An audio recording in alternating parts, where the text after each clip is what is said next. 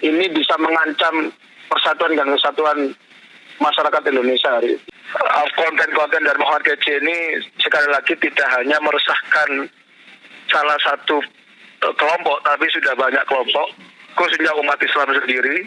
Dan kami di jajaran Mahkamah Nahdiyin juga merasa terusik dengan adanya konten-konten yang sudah disampaikan oleh Muhammad Kc. Gimana Pak Dokter ya, teman-teman di LPBHNU lah katakanlah, entah di Kabupaten Pasuruan atau apapun ini dari kacamata hukum yang dilakukan Muhammad Kc ini, polisi harus bagaimana sebenarnya? Karena sudah pernah dilaporkan di April akun-akun yang cukup kontroversi dan bisa memecah kerukunan umat beragama, kemudian melakukan penghinaan dan pelecehan lah menurut saya gitu. Bagaimana dari kacamata hukumnya, harus seperti apa sebenarnya polisi, Pak Dokter, kalau melihat fenomena yang terjadi akhir-akhir ini? Ya, terima kasih. Mungkin menanggapi apa yang disampaikan oleh Mas Yogi tadi. Memang beberapa waktu terakhir ini kasus atau fenomena tentang Muhammad Kc ini sudah mulai viral.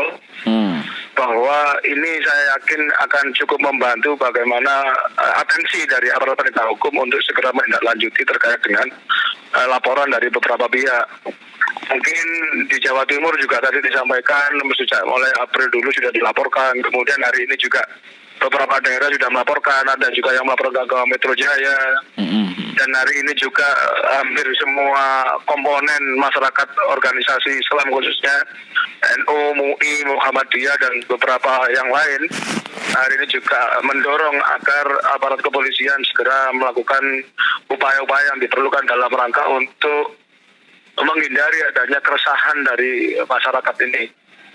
Tentunya saya pikir hari ini dengan berita yang memang cukup viral dan beberapa pernyataan sikap dari beberapa tokoh masyarakat akan menjadi salah satu alasan untuk segera melakukan upaya-upaya dari aparat kepolisian. Saya pikir seperti itu, Mas Yogi. Ya, memang kalau secara kasuistik ya, dari beberapa pernyataan ini, dari kacamata apa ya, aturan, dari kacamata hukum, apa yang sebenarnya sedang dilakukan ini kalau lihat seperti ini? Dia kan pakai kanal kayak YouTube ya, kemudian ngomong seenaknya begitu. Pasal apa yang harus digunakan oleh polisi lah katakanlah gitu untuk melihat kok begitu, itu jelas gitu kan ya. Jadi alat bukti lah dan sebagainya.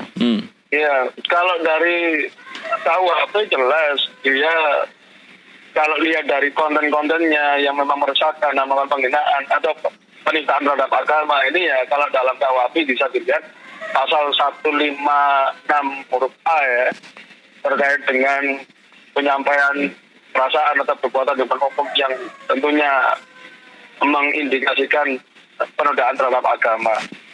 Dan juga bisa dilihat bahwa ini karena menggunakan konten-konten YouTube terkait dengan undang-undang IT, kemudian bisa dilihat juga undang-undang terkait dengan pencegahan penyalahgunaan atau penodaan agama.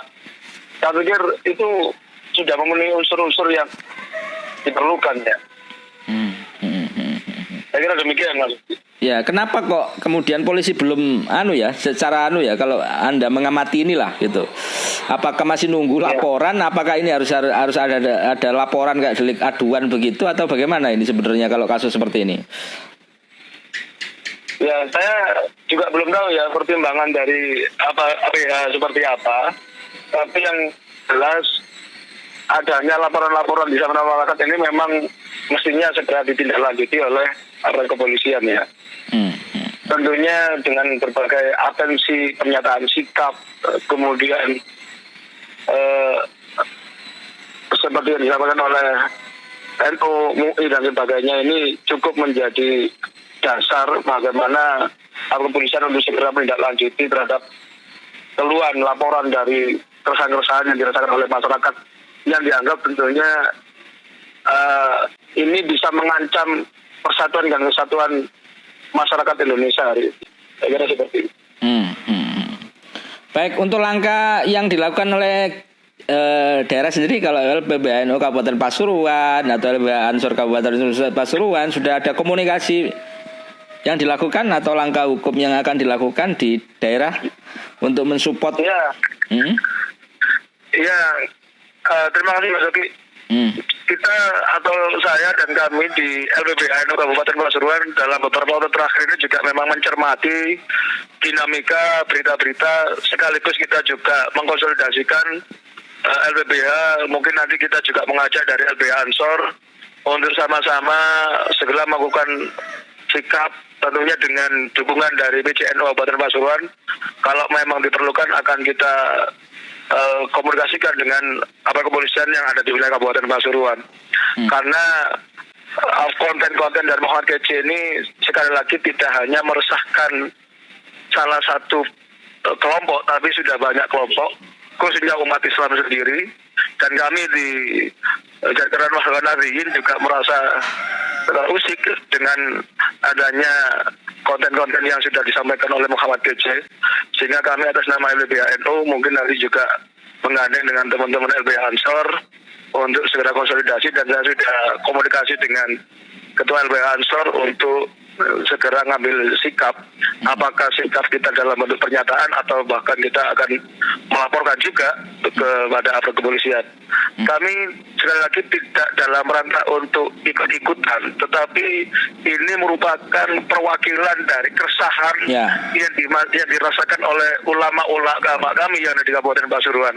Karena kami sendiri di LPBHNU memang sebagai sebuah lembaga yang mendampingi terkait dengan permasalahan hukum khususnya pada warga Nahdiyin. Dan hari ini ulama-ulama NU juga merasa sangat diresahkan dengan adanya konten-konten yang beredar di YouTube yang disampaikan oleh Muhammad Kece tentunya. Saya kira seperti itu Mas Yogi. Oke, terima kasih Pak Dokter atas informasi dan juga penjelasannya. Mungkin ini juga menjadi yang baik lah nanti ke depan agar aparat kepolisian juga semakin cepat begitu, karena sudah jelas dan keresahan juga sudah muncul, tapi sampai hari ini detik ini mungkin belum ada langkah konkret, apakah ada pencarian, apakah ada klarifikasi dan sebagainya masih belum muncul. Tapi ini mudah-mudahan akan menjadi atensi yang bagus. Terima kasih Pak Dokter waktunya. Selamat melanjutkan perjalanan, sukses selalu, salam sehat. Terima kasih. Ya.